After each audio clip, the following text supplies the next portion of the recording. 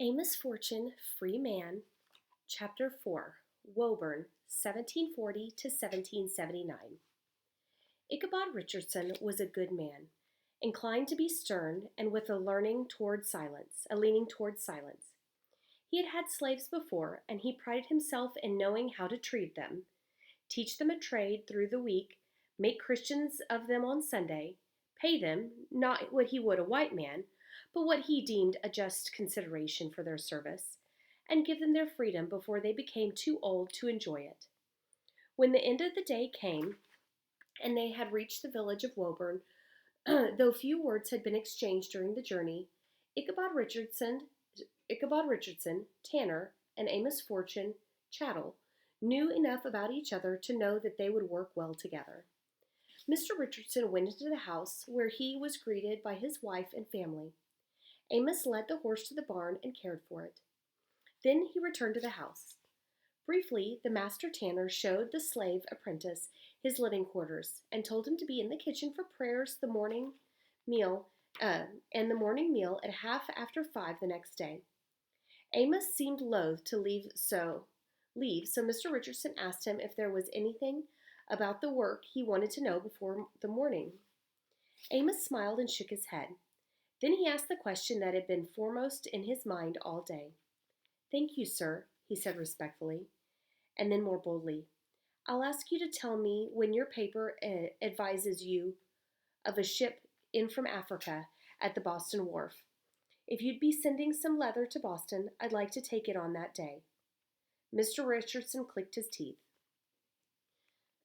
"There are nothing like the number of slave ships coming in now that there used to be, Amos, but I'll let you know when I hear of one." Then severity tightened his lips. "But you'll have that privilege only on good behavior."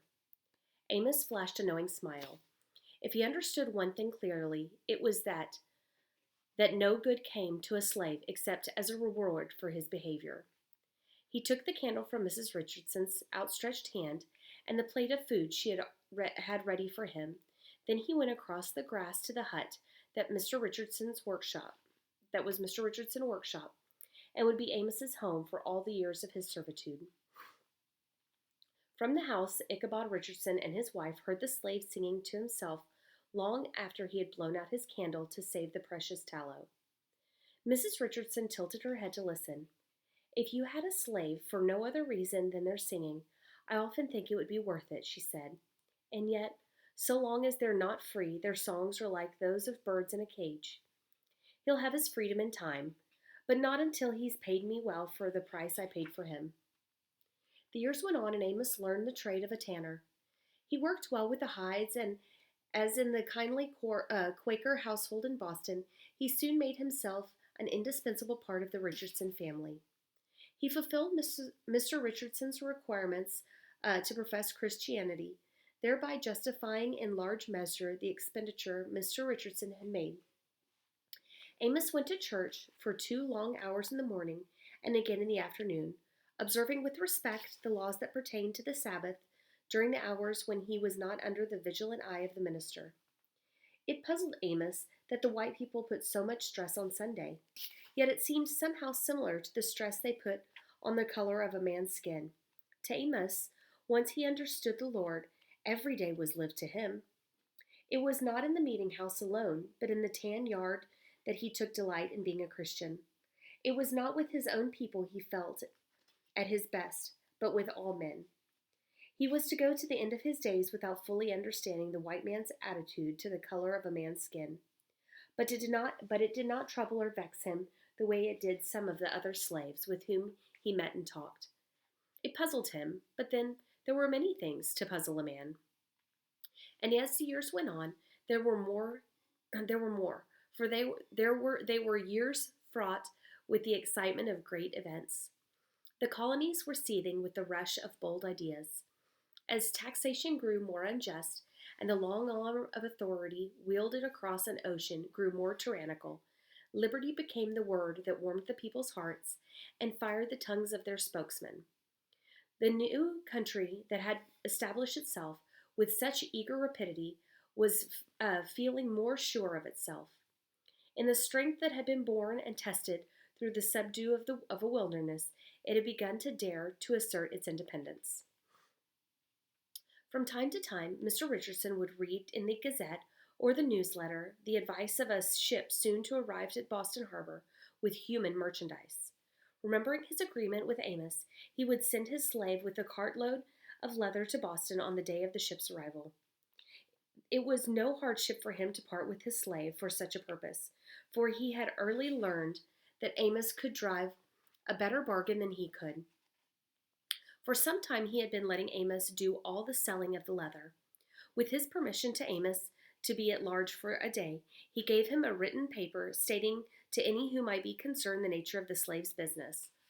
Were Amos delayed and seen on the streets after 9 at night without such a paper, he would be whipped by the constable no matter what explanation he might offer. Amos did not rely solely on the advices in the papers. He watched the advertisements as well. These were often for single slaves to be sold privately or at auction. He made notation in the small book he always carried on his person of those he would see on his next time in Boston. One advertisement interested him especially: 3 Negro men and 2 women to be sold and seen at the house of Mr. Josiah Greenwood in Center Street. Houses and taverns were often used as showrooms for human chattels, and Amos preferred seeing them in such places. He went to the house in Center Street and tried to talk to the 5 Africans, waiting patient and solid for the exchange of money that would give them a home and occupation. But they knew no words of English, and Amos had a few words of the Admunshi tongue, even had they once spoke it. It was his continuing sorrow that he had not been able to hold more of his early speech in memory. Once he had learned to write English, he had tried to recall certain words of the Admunshi, so he might record them for himself, but they were not there. Search through his mind as he might, and with all the longing of his heart, they were not there. The dark faces of the Africans sitting in Mr. Josiah Greenwood's kitchen looked at him. Amos held out his hand to them, trying to tell them in some way that their new life might be yet happy. But their faces remained impassive, and Amos thought that even though they might understand him, they would not believe him. Most Africans had already suffered so much at the hands of white men that they regarded every white man as his enemy. Amos never pursued an advertisement that spoke only of Negro men or boys, for he was not interested in them. Always he was looking for a young girl whose voice ranged like a bird's though her limbs would carry her at no more than a snail's pace. An advertisement describing a Negro woman 19 years and her infant 6-month-old to be sold either together or apart attracted Amos. But when he saw the woman, she was not beautiful as Athmun had been. She was sullen and silent, though she had been in the country several years, and her former master declared her English to be tolerably good.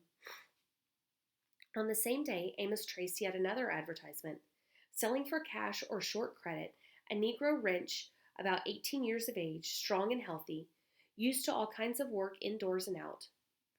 The above wench is sold for no fault of her own, the owner at present having no employ for her. But when he saw her, he knew she was not the one he was seeking. So Amos returned to Woburn with the money for the leather and news for Mr. Richardson of what was doing at the wharfs and in the taverns. And always he brought some small trinket for Mrs. Richardson. One time it was a mirror made of highly polished tin. It was the finest present Amos had ever brought to her, and he did it for 2 reasons. One, because it caught his eye, and the other because he was soon to be promised his freedom. 20 years and more he had done the work of a tanner, grown as a member of the household, and satisfied Ichabod Richardson. That knowledge, as well as the air he breathed, gave him the boldness to ask for his freedom, rather than to wait indefinitely upon Mr. Richardson's will. On a December evening in 1763, he made a bargain with his master, agreeing to all Mr. Richardson's reasonable conditions, but insisting that 6 years from that date he was to be a free man. When all was agreed to, Amos took from inside his shirt the polished tin sheet and handed it to Mrs. Richardson. A piece of finery it was, a vanity that might have been scoffed at by many New England housewives, but that all would value nonetheless. Even though true enjoyment of it might only come in secret, she stood it against the candlestick, standing away to see herself in it. It was it was a quiet face, and a kind of face that smiled back at her in the soft tallow glow. But so no one could accuse her vanity, she spoke quickly. Ah, Amos, I'm not the same person that I was when you first came here. Some folks only grow more beautiful, Amos smiled. But we all grow older, Mrs. Richardson said warmingly. Why, even you, Amos. See for yourself. So Amos stood before the sheet and saw his own face, black and strong, eyes bright, teeth white, close cropped hair slowly gray. 50 years had rolled down him, and though muscles and brawn could do the work they had always done, and hope still led him on, time had left its mark. Then the gay smile flickered from his face, and the flash in his eyes went out as he put his hands across them to take away what he had seen. Not his own face, but Athmun's had looked at him from the polished tin. Long and lovingly as he had sought her, he had not found her because always he had been seeking for a young girl. The years had done no less to Athmun than they had to him. She had become a woman, and he had become a man. A sob wrecked him. He turned to Mrs. Richardson and looked at her for a moment with eyes like snuffed candles, had no light in them. Then, putting his hands across his face again, he stumbled out of the room. They heard him late that night singing in the darkness tannery. You got to cross that Jordan River. You got to cross it for yourself. Oh, there can't be nobody cross it for you. You got to cross it for yourself. Can't be your brother cross it for you. You got to cross it for yourself. What happened to him? Ichabod Richardson asked. I don't know, his wife replied. Amos looked at himself in the little mirror he brought me, and at first his image seems to delight him. Then it affected him strangely. Perhaps he thought he was white until he saw himself in the mirror. Mrs. Richardson shook her head. Perhaps, but it's more than that. There is a yearning in him that has its roots in the land from which he came. Oh, it's a terrible thing we've done, Mr. Richardson, to bring these black people to our land and treat them as we do. There's lots not too hard, he remonstrated. Ah, but until they're given their freedom, they count no more than cattle. Ichabod Richardson silently deeped. They're not the only ones to be thinking about freedom. Before many more years have passed, we'll be thinking about it too, and not as people, but as a nation. What do you mean, Mr. Richardson? I mean that we've made others slaves readily enough, but we'll be slaves ourselves if we don't keep watch. While Amos sang to comfort himself, Ichabod Richardson drew up the paper that would mean the ultimate freedom of his slave. As he wrote, he was buoyed by a sense of generosity and uprightness. Know all men by these presents, his quill made a graceful flourish with the final letter, that I, Ichabod Richardson of Woburn, in the county of Middlesex, and province of Massachusetts Bay in New England, tanner for diverse goods, me hereunto especially moving have, and by these presents do covenant, promise, grant, and agree to, and with my Negro man Amos, that at the end of 4 years next, insinuating this date, or at my decease, if it should fall within that term, that he, the said Amos, shall be discharged, freed, and set at liberty from my service, power, and command forever, and have full liberty to trade, traffic, and dispose of himself in all respects as he pleases, and have and enjoy and convert to his own use all the profit of his own labor and industry, equal to men that are free born, and that neither I nor my heirs, nor any other persons, or persons acting or claiming by, or under me, or them shall have challenge, or claim any right to, or in his person property, or labors, but therefrom shall be excluded and forever declared by force and virtue of these presents. In witness whereof I, the said Ichabod Richardson, have hereunto set my hand and seal the 13th day of December, 1763, in the 4th year of his Majesty's reign. It was late when Mr. Richardson finally snuffed the candle and put on his nightcap, but his wife was wakeful and waiting for him in the double bed with his heavy hanging curtains.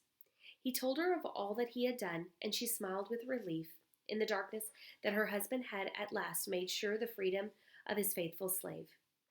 I shall talk with Simon Carter in the morning, Ichabod said, and Amos shall pay to him the full indenture. He's a banker and will take care of it as a trust fund, so in case Amos is unable to work at any time due to sickness, you and the children will be cared for. Then are pounds and pence paid by Amos himself your diverse good reasons? His wife questioned, with certainty. You are a hard man, Ichabod Richardson, she said quietly. She had said it before in silence. She voiced it now in words. Amos was pleased the next morning when he was shown the paper, and the fact that he would have to buy his own freedom by paying an agreed sum for the next several years to Mr. Carter did not dilute his pleasure. He could look ahead to a fortune of freedom achieved by his own efforts and not through the kindness of any man. It was well that Amos Fortune's freedom was established, for the paper granting it survived Ichabod Richardson. Soon after the tanner's death, Mrs. Richardson saved Amos further investment in his freedom by a quit claim of her interest in the fund into which Amos was paying. She drew up a paper of her own, brief and clear, in which she said, in consideration of the many faithful services Amos Fortune did perform to the said deceased Ichabod in his lifetime, and hath since performed to us respectively, whereby our several interests have been greatly increased, I do grant unto Amos Fortune the full and free liberty of his person from and after the 19th day of May, 1769. It was a strange thing to wake up on that morning of the 19th of May and know that he was a free man. Amos took the paper out of his pocket and read it again to assure himself that he returned it. Then he returned it to his pocket. It was a paper that he would carry on his person until the day of his death. He tidied his small room and did up his affairs in a bundle. He had no more than he could carry on his back, his Bible, a change of garments, and a pair of silver buckles that he wore on his shoes on Sundays. Then he stood in the doorway and breathed the air that was sweet with blossom and alive with birdsong, and it seemed that now he was free he could breathe more deeply. He watched swallows swooping in their flight, feeling as if he were one of them. His eyes dwelt on a tree that was a mass of white blossom. It had been spring, too. He had been free before. The new strength of the sun, with which he had matched his strength, had been at hand. The growing of the year with which he would grow had been ahead. Yet that had been a lifetime ago, another life. Perhaps for now his life was beginning again. He was almost 60 years old, and he was ready to live. He flexed his muscles, they were strong. He raised his head from the blossoming tree to the blue sky above, and the thought of Moses came into his mind, of Moses who stood upon Mount Nebo, seeing with his eyes the land that his feet might not tread upon. And Moses was 120 years old when he died. Amos spoke the words as reverently as if they were reading from the open book. His eyes were not dim, nor his natural force abated. That was true for him, he thought. So there's time for Amos too, he murmured. Time the same for him as it was for Moses, because for them both there was something to live for. When a man had that, he could go on for a long time. Amos crossed the small garden he had set out and cared for to the house to say goodbye to Mrs. Richardson. She was busy with the morning meal, but at sight of Amos, she ceased what she was doing. Where are you going, Amos? She asked. I don't know, ma'am. Somewhere that I can work and establish a home. It's only half a home without a wife. Have you thought of anyone, Amos? She gestured to his place at the table. Setting his bundle down, Amos drew up to the table, as he had for years past. Indeed, I have, and when I save up my money again, I'll buy her and make her mine. Again, Amos? Then Mrs. Richardson blushed. Well, she knew that Amos' hard-earned savings had all gone to buy his own freedom.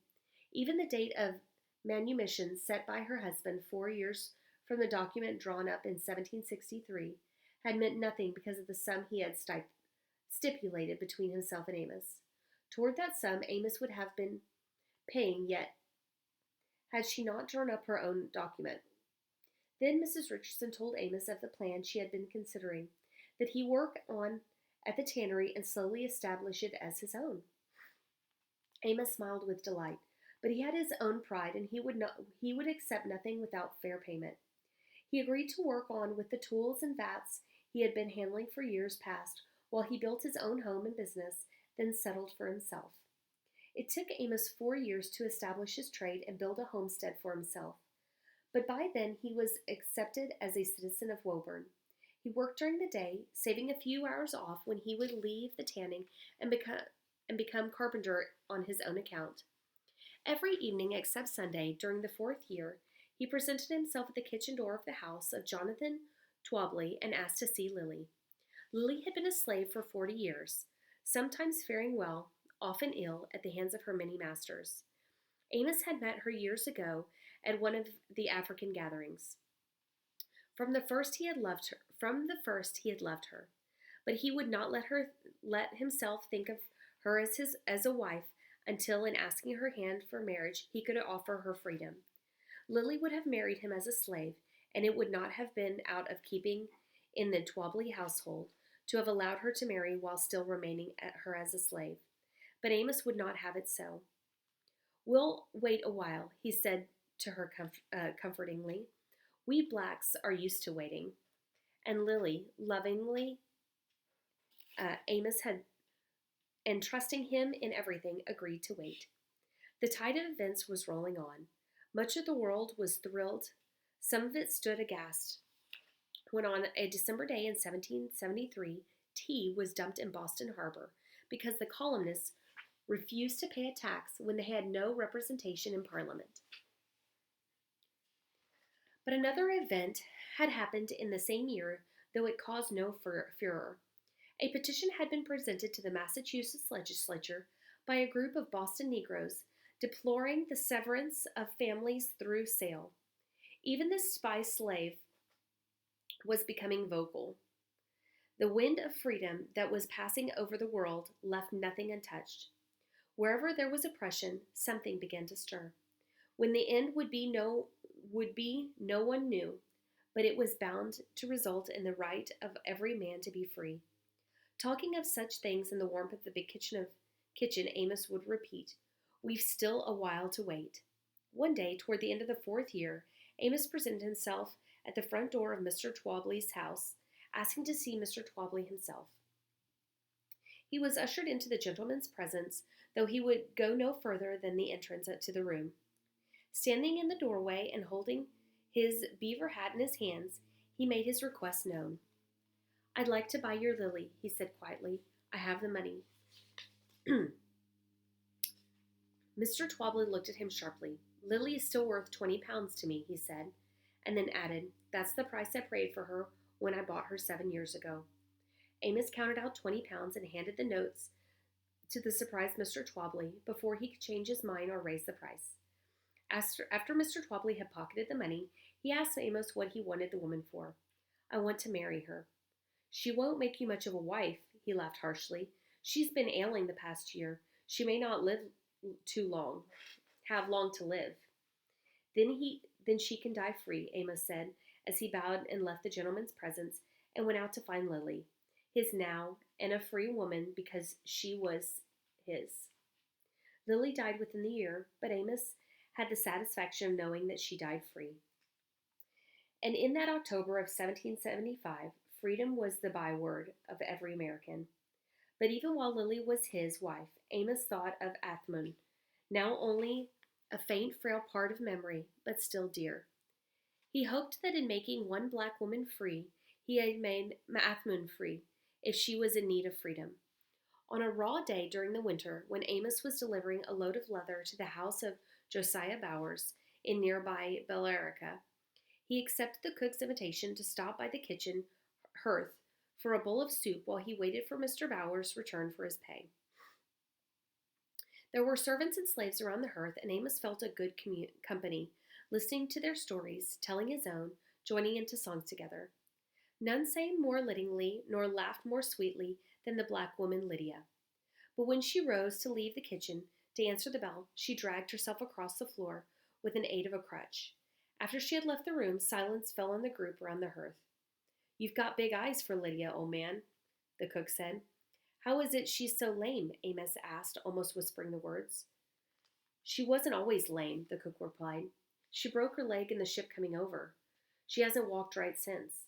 But she's Mrs. Bower's sewing woman, and she doesn't need legs for that." "Is she married?" Amos asked. "No, laws, no," the cook exclaimed. "Whoever would marry Lydia?" When Mr. Bowers returned, Amos was called in to see him. After he had paid him for the leather, Amos said respectfully that he would like to transact some business of his own. "And what is it?" Mr. Bowers asked, wondering what he had that the Negro had taken a fancy to. "Your slave Lydia," Amos said. "I want to buy her." Josiah Bowers thought for a moment. "I can't sell her cheap. She's a well-trained servant. She can cook and sew, and she's a good disposition, which is high in her favor." "She is lame," Amos said. "She can be yours for £50.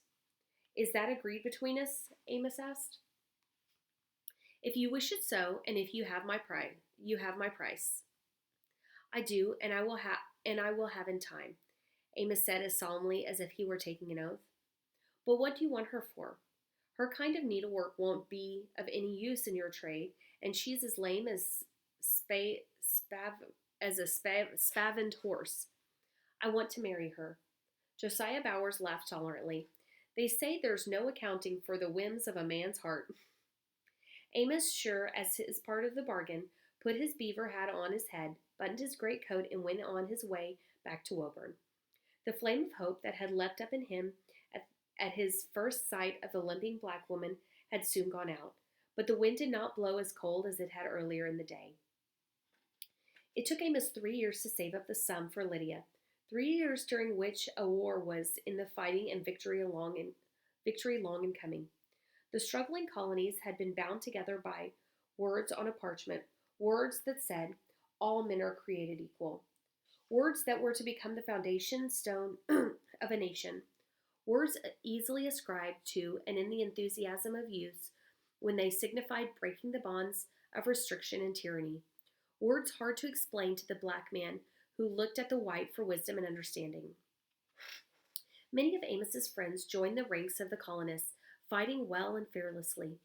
Some of them gave their lives on the battlefield. There was no difference then in the blood that poured from severed veins. That of a black man or a white could water as well the soil from which freedom was growing. Of the blacks who survived the fighting, many were given their own freedom as a reward for service. Amos longed to be with them. But what was a man far advanced his 60 to do? Offer his services as he might, prove his strength as he could, yet always he was told, "Too old for the rigors of the battlefield, the hardships, too old, too old." Yet Amos knew he was never too old to wage his own war for freedom in his own way, not with guns or valor, but hard-earned coinage, buying manumisms and giving it before it was too late, for one he loved to die in honor. Freedom was in the air no less than it was in Amos's blood. It had been his tradition, something vital as his own heart beats. He could not explain how such an intensity of feeling came to him. He knew only that it was there.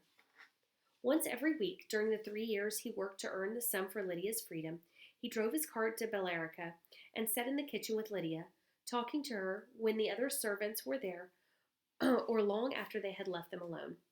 A glow came over his face when he told her that he wanted to make her free. She put her hand on his, smiling up at him. "I never thought I would know freedom. What is it like, Amos? Is the air sweeter to breathe? Is the sun warmer? Can you remember what it was like in Africa?" She shook her head. "No, only the voyage. We were so wrecked. We tried to escape. Even the ocean would have been better. Some of us did." She put her hands to her eyes. "I can see them now, jumping into the water that meant freedom. I tried it, but we did not escape. They broke our legs." "I can't remember anything, Amos. After that, but the pain and the long, dark days and nights. They never let us out of the hold again, and I saw no day until it was in this land. They were alone in the kitchen, and she put her hand on his shoulder and sobbed as if the tears she had not wept for 20 years were coming at last. He sang to her softly, and he told her what he could remember about Africa, and Lydia smiled. 6 days would have to pass, she thought to herself, before he would be sitting with her again in the kitchen, and yet they would be 6 days nearer to the time when they would be always together. Amos had no other thought than to pay the full price. He would not bargain over human flesh, nor was it for him to question Mr. Bower's decision. When the day came that he could call for Lydia in the cart, he presented himself first to Mr. Bowers. In the presence of witnesses, one who was a friend of Josiah Bowers, and one the household servants who was Amos' fortune friend, the money was counted carefully out. Mr. Bowers set it aside. Then he handed Amos the necessary confirmation of the transaction. It was another bit of paper that Amos would treasure all the days of his life. Billerica, June ye 23, 1778. Then received of Amos' fortune 50 pounds in full for a Negro girl named Lydia Somerset, being now my property, the which I do sell and convey to the aforesaid Amos, and I do covenant with the same Amos that I have just and lawful right to sell and convey the said Lydia in manner aforesaid, and I will warrant and defend the said Lydia to him against all the lawful claims and demands of all persons whatsoever. Signed, sealed, and delivered in the presence of her Millicent Braden, Isaac Johnson, Josiah Bowers. To Amos it was a cherished possession, and it was to live far longer than Lydia. Freedom was almost too sweet for her, and she enjoyed it for only a year. Amos was beside her bed when she died. He was happy in the confidence that she had gone forward as a free woman.